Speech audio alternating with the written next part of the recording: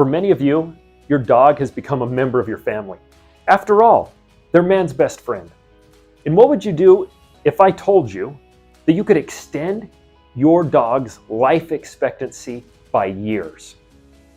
There is a cutting-edge, brand new medicine that has just been submitted for FDA approval to do exactly that. And I'm Dr. Justin Chandler, and you're watching The Real Brain Doctor. We're going to dive into this and see if this is possible.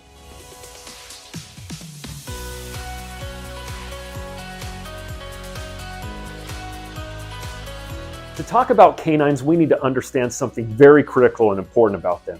They have the largest variation of any vertebrate species on the planet. And that variation comes really in two forms. First is their variation in size. You know this. You've seen these dogs.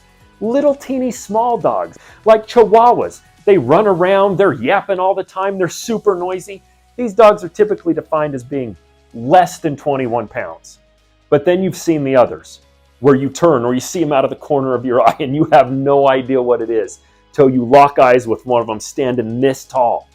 The giant breeds, the Great Danes, the Bull Mastiffs. These dogs are defined as being greater than 80 pounds. But it's not just the variation in size that we see in these dogs, it's the variation in their life expectancy. And this is what we're going to hone into today on this video. The life expectancy can be dramatically different between small dogs and giant dogs. Little teeny dogs can go upwards of 15 years. You'll have their companionship, you'll have their company for that long. But when it comes to giant dogs, they're lucky if they're going to be able to make it 7 to 10 years. Half the life expectancy of a small animal. Well, for many pet lovers and dog owners, this raises a great question. Why? Why is there such a significant difference in the life expectancy between the size of these animals? That question has led to some scientific research that could be groundbreaking in keeping that beloved puppy and its playfulness longer into adulthood and as a longer member of your family. This comes down to research that has been done about a specific hormone or signaling molecule called insulin-like growth factor 1.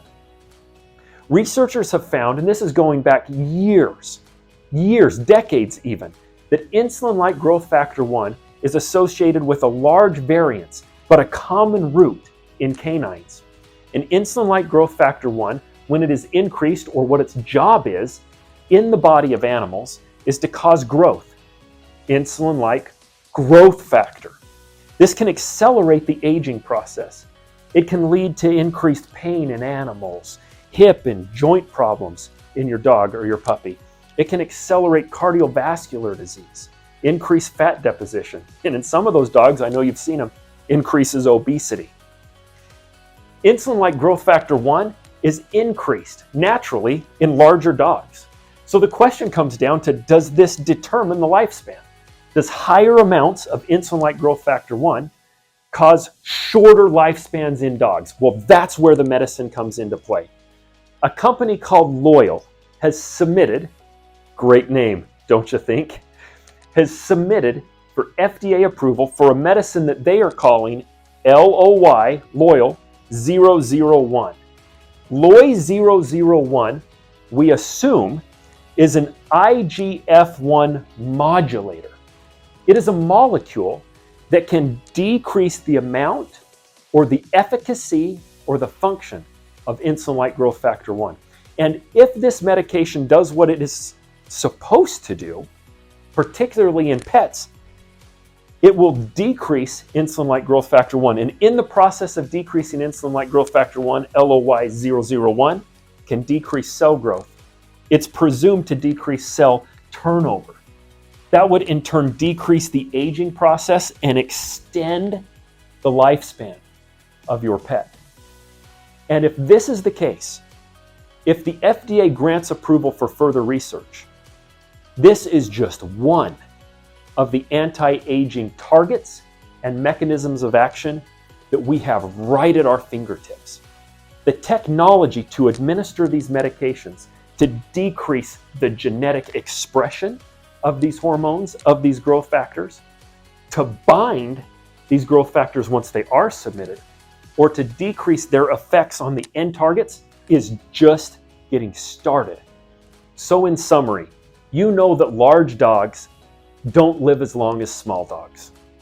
Larger dogs have higher amounts of insulin-like growth factor 1. Higher amounts of insulin-like growth factor 1 can lead to decreased life expectancy in large dogs. This medication is targeting the effects or production of insulin-like growth factor 1 to extend the life of large dogs. Look, in my opinion as a brain doctor, this makes sense, and I think this is promising.